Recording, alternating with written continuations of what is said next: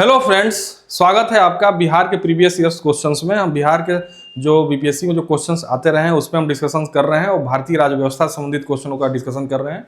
इससे पहले भी हम इससे संबंधित 2 क्लास ले चुके हैं। उसमें हमने पूरी कोशिश की थी कि आपको जो है इसमें एक गाइडेंस मिले, एक मदद मिले कि बिहार में किस तरीके का क्वेश्चंस पूछा जाता है और आप उस हिसाब से अपने तैयारी को एक धार दें, एक दिशा दें। यही हमारा प्रयास है और हम उसी प्रयास में लगातार लगे रहेंगे ताकि आपको जो है एक तरीके से हम हेल्प कर पाएं, आपको समर्थन दे पाएं आपके तैयारी में। तो शुरू करते हैं आज का क्लास बिना देर किए। आते हैं पहले प्रश्न पर। पहला जो प्रश्न है आप देख पा रहे हैं, निम्न शब्दों पर विचार करें। ठीक है, ए है समाजवादी, बी है प्रजातांत्रिक, सी है सार्वभौमिक, डी है धर्मनिरपेक्ष। ये कुल मिला के जो है क्वेश्चंस को देखने से ये आपको पता लग जाना चाहिए, क्योंकि अगर आप संविधान पढ़े हैं तो ये प्रस्तावना से यानी प्रिम्बल से संबंधित क्वेश्चन है जो कि डायरेक्ट पूछ दे रहा है, जिसमें जो है शब्दों का क्रम आपको पकड़ना है। अगर आप लोग प्रस्तावना ध्यान से पढ़े होंगे तो इन क्रम को भी आप पकड़ सकते हैं। जैसे कह रहा है सभी शब्दों को विचारानुसार क्रम दीजिए। ए कह रहा है सी ए डी एवं बी, बी कह रहा है सी डी ए बी और सी कह रहा है सी डी बी एवं ए और डी कह रहा है डी ए सी एवं बी। तो इसका आंसर आप देख पा रहे हैं, इसका आंसर जो होगा ए होगा। ए मतलब कि पहले होगा सार्वभौमिक, यानी हम भारत के लोग सार्वभौमिक। इसका हम लोग इसमें देखते हैं, हम भारत के लोग, जैसे इसमें दिया गया है भारतीय संविधान में पंथ निरपेक्ष शब्द का उल्लेख नहीं किया गया है, जबकि धर्मनिरपेक्ष लोग का शब्द का उल्लेख किया गया है। प्रश्नगत दिए गए शब्दों का सही क्रम है सार्वभौमिक, समाजवादी, धर्मनिरपेक्ष तथा प्रजातांत्रिक। ये है, जैसे कि अगर आप प्रस्तावना अगर पढ़ेंगे तो इसी क्रम में शब्दों को दिया गया है कि हम भारत के लोग सार्वभौमिक, समाजवादी, धर्मनिरपेक्ष तथा प्रजातांत्रिक भारत की कल्पना करते हैं। कुछ इस तरीके से है, तो आप प्रस्तावना को भी ध्यान से पढ़ें, उससे संबंधित इस तरह के क्वेश्चंस आते हैं। हम लोग अगले प्रश्न पर चलते हैं। भारत के संविधान से प्रस्तावना में निम्नलिखित में से किस एक शब्द को पहले मुख्य रूप से सम्मिलित नहीं किया गया था? ठीक है, अब इसमें कह रहा है स्वतंत्रता एवं समानता, धर्मनिरपेक्ष एवं प्रजातंत्र, और सी कह रहा समाजवाद और समानता, डी कह रहा समाजवाद एवं धर्मनिरपेक्ष। तो इसका आंसर डी होगा। समाजवाद और धर्मनिरपेक्षता को बाद में शामिल किया गया था। उसके कई तत्कालिक कारण हैं समाजवाद को न शामिल करने के लिए, तत्कालिक रूप से जब हम अपने संविधान को लागू किए थे, और उसी तरीके से धर्मनिरपेक्षता को भी हमने संविधान संशोधन के द्वारा दोनों को शामिल किया गया। इसको कहते हैं 42 यानी 42nd अमेंडमेंट के द्वारा, संविधान संशोधन के द्वारा समाजवाद और धर्मनिरपेक्ष जो है प्रस्तावना में शामिल किया गया था। और उसके कारण थे, क्योंकि उस समय जो है समाजवाद को इसलिए शामिल नहीं किया गया था कि उस समय जब संविधान हम लागू किए थे तो उस समय जो है कोल्ड वार चल रहा था पूरे विश्व में। तो कोल्ड वार के कारण क्या था कि किसी एक विचार को हम परिलक्षित नहीं होने देना चाह रहे थे समाजवाद को करके, चूंकि भारत एक हमेशा से एक संतुलित साझता है विदेश नीति में, तो ये एक कारण था। और इसी तरीके से धर्मनिरपेक्षता को भी शामिल किया गया बाद में।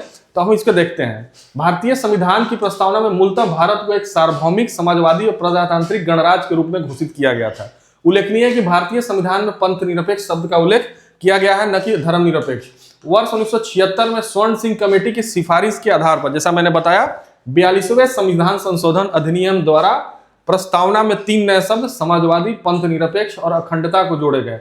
42वां संशोधन अधिनियम 3 जनवरी 1977 से लागू हुआ, जिसे मिनी कॉन्स्टिट्यूशन भी कभी कभी कहा जाता है। इसको भी कभी कभी पूछ देता है कि मिनी कॉन्स्टिट्यूशन किस संविधान संशोधन को कहा जाता है। 42वां संविधान संशोधन को मिनी संविधान भी कहा जाता है। आगे बढ़ते हैं हम लोग। भारतीय संविधान की प्रस्तावना में समाजवादी शब्द किस संशोधन के द्वारा जोड़ा गया? तो इसमें सीधा सा आंसर है 42वां संविधान संशोधन के द्वारा। अभी पिछला प्रश्न भी इसी तरीके से था, बस प्रश्नों का जो पूछने का जो ट्रेंड है वो अलग कर दिया जाता है, पूछने का जो स्टाइल है वो अलग कर दिया जाता है, उससे जुड़ी हुई प्रश्न ही पूछा जा रहा है। ठीक है, इसमें व्याख्या भी वही होगा। और भारतीय संविधान की प्रस्तावना में किस संशोधन द्वारा समाजवादी एवं धर्मनिरपेक्ष, ये भी जो है इसका भी 42वां होगा आंसर। देखिए ये कितना कई बार ये क्वेश्चन पूछा जा चुका है, तो इसलिए इस तरह के शब्दों को अगर आप ध्यान से देखिएगा, 2 चीज है कि प्रश्न को देखते हुए लग रहा है कि आपको 42nd अमेंडमेंट यानी 42वां संविधान संशोधन जो है अच्छे से पढ़ना चाहिए, ताकि उससे रिलेटेड क्वेश्चन प्रस्तावना में जो भी संशोधन हुए हैं उसके बारे में एक आइडिया लग जाए, उसके बारे में आपको एक जानकारी लग जाए। क्वेश्चन के नेचर को देखते हुए लग रहा है कि 42वां संविधान संशोधन आप अच्छे से पढ़िए। अगर आप बीपीएससी दे रहे हैं तो बीपीएससी में पॉलिटी में एक प्रश्न जरूर रहेगा 42वां संविधान संशोधन से। वो किस रूप में रहेगा, अगर आप अच्छे से पढ़े हुए हैं तो उस क्वेश्चन का आंसर देने में आप एबल होंगे, सक्षम होंगे और सही आंसर देंगे आप। अब देखिए अगले प्रश्न में हम चलते हैं। 42वें संशोधन द्वारा कौन से 2 शब्द प्रस्तावना में जोड़े गए? देखिए लगातार वो प्रश्न आ रहा है। ठीक है। अब इसमें भी वही होगा, धर्मनिरपेक्ष एवं समाजवादी, इसका आंसर डी होगा, इसमें भी व्याख्या वही है। अब हम लोग चलते हैं, निम्नलिखित में से कौन सा भारतवर्ष को एक धर्मनिरपेक्ष राज्य के रूप में वर्णित करता है। ठीक है, कौन सा जो है भारत जो है हमारा जो है एक धर्मनिरपेक्ष या पंथ निरपेक्ष राष्ट्र है।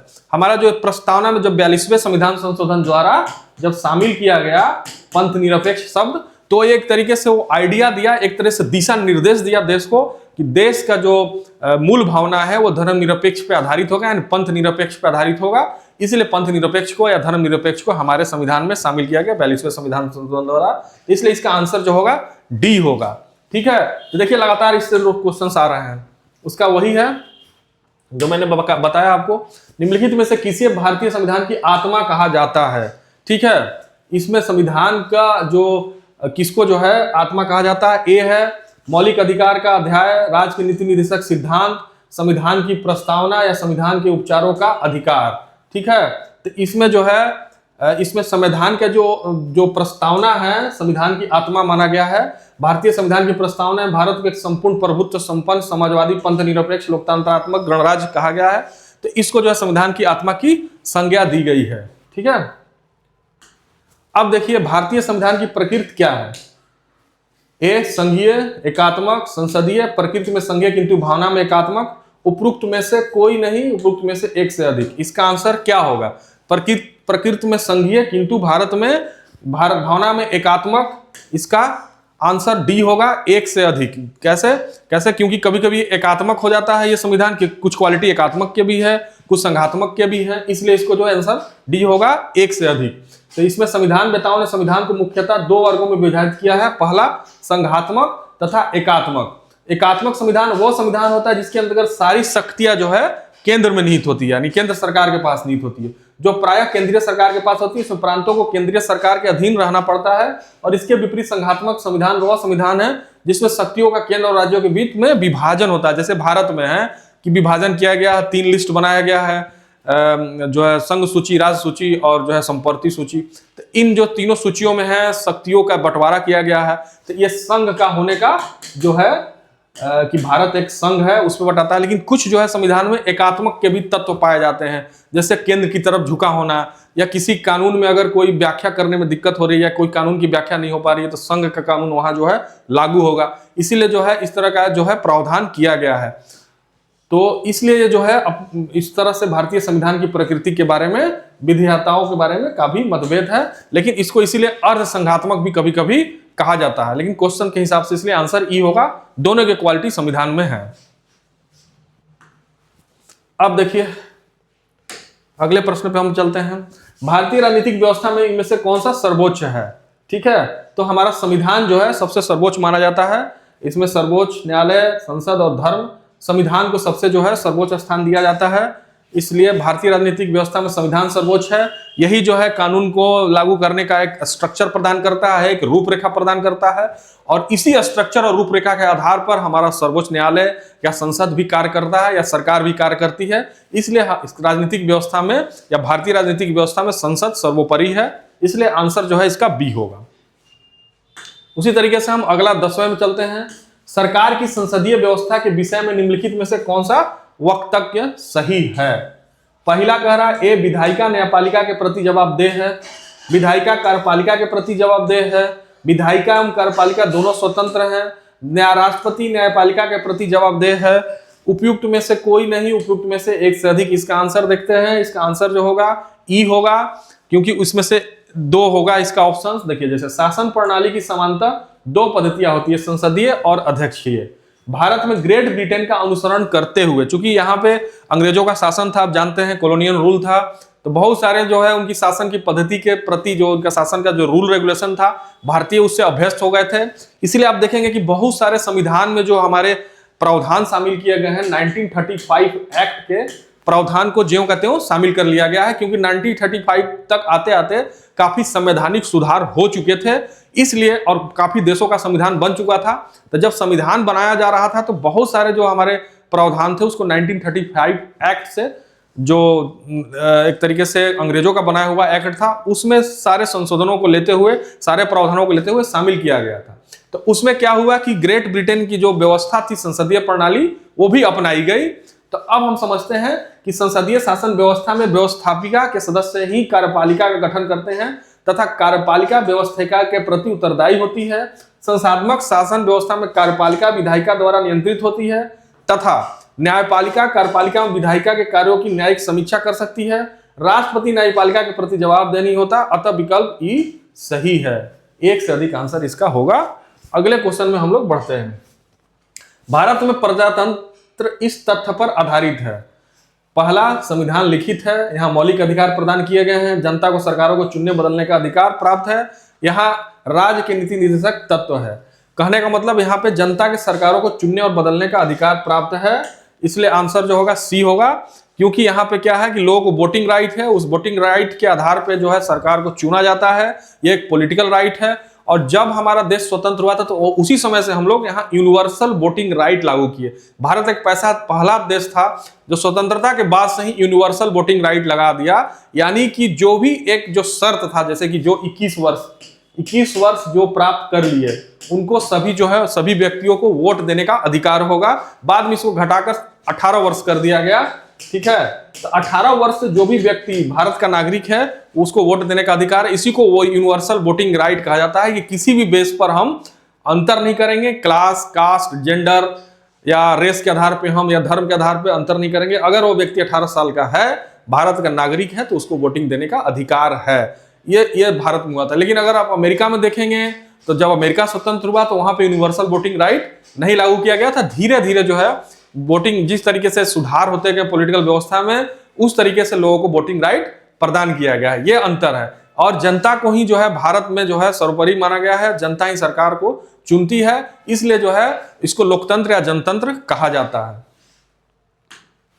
अब देखिए, विधि का नियम या कानून का अधिराज का मतलब क्या है? सभी के लिए कानून और सभी के लिए एक न्यायतंत्र। बी, सभी के लिए एक कानून और सभी के लिए एक राज्य। सभी के लिए एक राज्य और सभी के लिए एक न्यायतंत्र। एक के लिए सभी कानून और सभी के लिए एक न्यायतंत्र, ठीक है। तो इसका ए होगा, मेरे ख्याल से ए आंसर होगा 12 का, ठीक है। विधि का नियम जो होता है, कानून का अधिराज का तात्पर्य है सभी के लिए एक कानून और सभी के लिए एक न्यायतंत्र, तभी विधि का नियम या फिर कानून का अधिराज्य कहा जाता है या कानून का राज कहा जाता है। ऐसा नहीं कि हम जो है कानून के आधार पे या फिर किसी के वर्ग के आधार पे हम जो है अंतर करेंगे लोगों को। जब अंतर करेंगे तो इसका मतलब विधि का नियम लागू नहीं है। जैसे मान लीजिए कि कोई रिच वर्ग है, उसको जो अलग विधि वर्ग हो गया, विधि नियम हो गया, या गरीब है तो उसके लिए अलग से विधि नियम हो गया, ऐसा तो है नहीं। भारत का अगर उदाहरण लीजिएगा तो यहाँ पे भी नहीं है। कुछ उसके एक्सेप्शन हो सकते हैं कि संरक्षण पैसा के बल पे लोग वकीलों को खरीद लेते हैं और जो है तोड़ मतोड़ करते हैं, लेकिन लिखित रूप से सबके लिए कानून बराबर है, ठीक है। तो इसीलिए इसका जो सामान्य अर्थ है कि देश के कानून के समक्ष सभी नागरिक समान हैं तथा कोई भी व्यक्ति कानून के ऊपर नहीं है। साथ ही कानून किसी व्यक्ति के साथ धर्म, जाति या लिंग के आधार पर भेदभाव नहीं कर सकता है। अब भारतीय संविधान में मौलिक अधिकारों के तहत अनुच्छेद 14 में विधि के समक्ष समानता और विधियों के समान संरक्षण का अधिकार प्रदान किया गया है। यही कारण है कि भारत में हर व्यक्ति समान है और कानून के समक्ष समानता उसको दिया गया है। इसलिए जो है हमारे यहाँ लॉ का शासन है या विधि का नियम लागू है। अब देखिए, भारतीय प्रशासन में विभाजन प्रणाली किससे संबंधित है? लेखा परीक्षण, लेखा, केंद्र राज्य, नीति कार्यान्वयन, अखिल भारतीय सेवाएं, केंद्रीय सेवाएं, या उपयुक्त में से कोई नहीं, या उपयुक्त में से एक से अधिक। ये बीच में इस तरह का ऑप्शन बीपीएससी निकालना शुरू किया था, जिससे जो है काफी लोग कंफ्यूज हो रहे थे। लेकिन अब जो है केवल डी 4 ही ऑप्शन होता है। तो इस हालांकि प्रीवियस ईयर क्वेश्चन लेके आए हैं तो आपको हमको बताना जरूर है किस तरह के क्वेश्चन आते रहे हैं, तो इस आधार पर यह क्वेश्चन भी शामिल किया गया। तो विभाजन की प्रणाली से किससे संबंधित है? ये जो होगा आंसर सी होगा। भारतीय प्रशासन में विभाजन प्रणाली नीति निर्माण और कार्यान्वयन से संबंधित है। इसमें सचिवालय नीति निर्माण करता है, जबकि कार्यान्वयन संबंधित निकाय व एजेंसियों द्वारा किया जाता है, ठीक है। यह होता है विभाजन प्रणाली, नीति एवं कार्यान्वयन से संबंधित है। ये नीति एवं कार्यान्वयन से, नीति कौन बनाता है? जाहिर सी बात है कि जैसे सेंटर में मान लीजिए कि सेक्रेटरीट नीति बनाता है, उसका कार्यान्वयन एजेंसियां जो होती हैं, जैसे स्टेट में जो एजेंसी होती है उसको लागू इम्प्लीमेंट करता है। कोई भी नियम बना तो जैसे मान लीजिए कि कोई मंत्रालय नियम बनाता है, फिर उसके पॉलिसीज को जो है तमाम एजेंसियां जो होती है ग्रास रूट लेवल तक उसको जाके इंप्लीमेंट करती है। अब इंप्लीमेंट में और इसके दोनों के बीच में क्या कोऑर्डिनेशन है, किस तरीके से चीज है, वही राष्ट्र आगे बढ़ता है। जितना ज्यादा अच्छा कोऑर्डिनेशन होगा, जितना अच्छे तरीके से किसी चीज का इंप्लीमेंटेशन होता है। आगे बढ़ते हैं हम लोग। निम्नलिखित विशेषताओं में से केंद्रीय शासन व्यवस्था यूनिटरी फॉर्म ऑफ गवर्नमेंट के लिए कौन सी सही नहीं है? ठीक है, कौन सी सही नहीं है? त्वरित निर्णय, लचीलापन, बड़े देशों के लिए आदर्श, कानून की एकरूपता, उपयुक्त में से कोई नहीं, उपयुक्त में से एक से अधिक। देखिए इसका जो व्याख्या है सी होगा। सी होगा मतलब कानून बड़े देशों के लिए आदर्श। ये बड़े देशों के लिए जो होता है यूनिटरी सिस्टम सही होता है। जो भी बड़े देश हैं उनके लिए यूनिटरी सिस्टम, जैसे मान लीजिए कि अमेरिका है या फिर कोई और भी देश है, तो वहां पे यूनिटरी सिस्टम अगर किया जाता है तो बड़े देशों के लिए ये एक अच्छा सिस्टम माना जाता है। इसकी व्याख्या देखिए, केंद्रीय शासन व्यवस्था एवं सरकार के एकात्मक स्वरूप की प्रमुख विशेषताओं में शामिल है सत्ता का केंद्रीकरण एवं एकीकृत शक्ति, सरकार की त्वरित निर्णय लेने की क्षमता, संविधान का लचीलापन और एकल न्यायपालिका एवं संपूर्ण राज्य क्षेत्र में कानून की एकरूपता, एकल नागरिकता, आपातकाल की व्यवस्था आदि। ये सारी चीज जो है त्वरित निर्णय लेने में आपको जो है या सरकार को जहां एकात्मक सरकार जो है लागू है उसमें सहायता प्रदान करता है। परंतु यह आवश्यक नहीं है कि ऐसी व्यवस्था में बड़े देशों के लिए आदर्श हो। बड़े देशों में संघीय व्यवस्था भी कार्य कर रही है, अतः अभीष्ट उत्तर विकल्प सी है। ठीक है, जैसे भारत भी एक बड़ा देश है लेकिन यहाँ पे कोई जरूरी नहीं है कि एकात्मक, यहाँ पे क्या है संघीय व्यवस्था है तो ये है। लेकिन ये जरूर है कि एकात्मक होता है तो इन सारी चीजों में निर्णय लेने में थोड़ा जो है आसानी होती है और यहाँ संतुलन बैठाना पड़ता है संघीय व्यवस्था में, क्योंकि बहुत सारी चीजों में जो है शक्तियों का बंटवारा है तो वहां पे राज्यों से कोऑर्डिनेशन बनाना केंद्र के लिए एक बहुत ही जरूरी कदम हो जाता है। अब देखिए निम्नलिखित में से कौन सा कथन सत्य है? संयुक्त राज्य अमेरिका में सरकार की संघीय प्रणाली है। ए, भारत में सरकार की संघीय और एकात्मक दोनों प्रणाली प्रकार की है। फ्रांस में सरकार की संघीय प्रणाली है। पाकिस्तान में प्रधानमंत्री की नियुक्ति वहां की जनता द्वारा होती है। अब देखिए इसमें से कई देशों के बारे में पूछ रहा है तो बहुत सारे देशों के बारे में आपको जानकारी होना चाहिए कि वहां पे क्या है, जो व्यवस्था है वो किस तरीके से चल रही है, पॉलिटिकल सिस्टम किस तरीके से कार्य कर रहा है। तो ये मोटी मोटी जानकारी अगर आपके पास है तो आप इस प्रश्न का उत्तर देने में सक्षम हो जाएंगे। जैसे अगर ए ऑप्शन की बात किया जाए कि अमेरिका में सरकार की संघीय प्रणाली है तो जो है ये जो है स्पष्ट रूप से जो है ये सही हो जाएगा। भारत में संघीय और एकात्मक दोनों का जो है वो होता है तो, और फ्रांस में सरकार की संघीय प्रणाली है तो इसलिए जो है इसका जो है आंसर ए होगा, क्योंकि अमेरिका में जो है स्पष्ट रूप से संघीय प्रणाली है। भारत में भी संघीय प्रणाली है लेकिन कहीं कहीं एकात्मक हो जाता है, लेकिन अगर कहा जाएगा कि क्या है तो यूनियन ऑफ स्टेट ही कहा जाएगा। इसलिए टेक्निकली जो है इसका आंसर ए होगा। अमेरिका के संविधान में संघीय प्रणाली का स्पष्ट उल्लेख है। भारत के संविधान में भारत को राज्यों का संघ बताया गया, किंतु संविधान के कतिपय प्रावधान राज्यों की अपेक्षा केंद्र को ज्यादा शक्तिशाली बनाने पर देते हैं। इससे कुछ विद्वान भारत के संविधान को संघात्मक एवं एकात्मक प्रणाली का मिश्रण मानते हैं, किंतु भारतीय संविधान एकात्मक प्रणाली के लक्षण लिए मूल रूप से संघीय संविधान है, ऐसा मानना उचित नहीं है। ठीक है, तो आज के लिए जो है इतना ही। आज हम सारे प्रश्नों को देखे, बिहार पीसीएस में जो बीपीएससी में जो क्वेश्चंस आते रहे हैं पॉलिटी के, हम लोग नेक्स्ट क्लास में भी कुछ नए क्वेश्चंस के साथ मिलेंगे और मेरा प्रयास यही रहेगा कि आपको बीपीएससी में जो प्रश्न आए हुए हैं पॉलिटी के उसके बारे में एक गाइडेंस उपलब्ध कराना, एक जानकारी उपलब्ध कराना, ताकि आप प्रश्न की प्रकृति को समझते हुए अपने तैयारी को एक नई दिशा दे पाएं। हम अपने प्रयास में लगातार लगे रहेंगे, आप भी अपना प्रयास करते रहिए। और आज के लिए इतना ही। चैनल को लाइक और कमेंट करना और सब्सक्राइब करना ना भूलें। Thank you so much.